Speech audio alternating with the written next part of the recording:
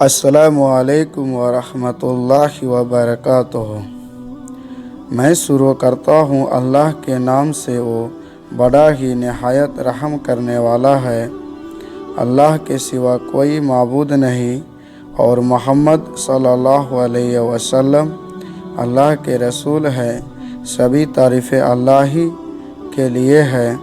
اعوذ باللہ من الشیطان الرجیم، بسم اللہ الرحمن الرحیم۔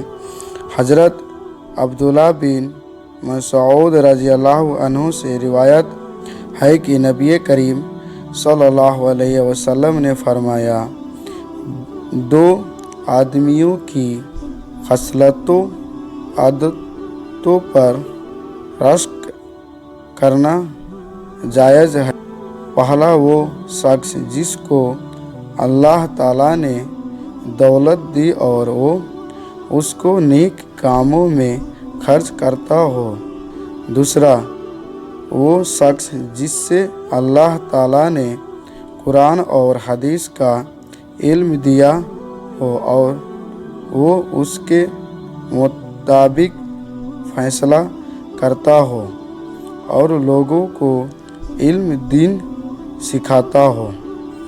وضاحت: کسی میں اچھی خوبی دیکھ کر اپنے لیے بھی اس کی دعا کرے تو یہ جائز ہے، لیکن حسد کرنا یعنی جلنا گناہ ہے۔ حسد کے معنی ہے دوسرے سے جلن، کسی کی بربادی چاہنا، کیونکہ یہ نیکیوں کو اس طرح کھا جاتا ہے جس طرح آگ لکڑیوں کو کھا جاتا ہے۔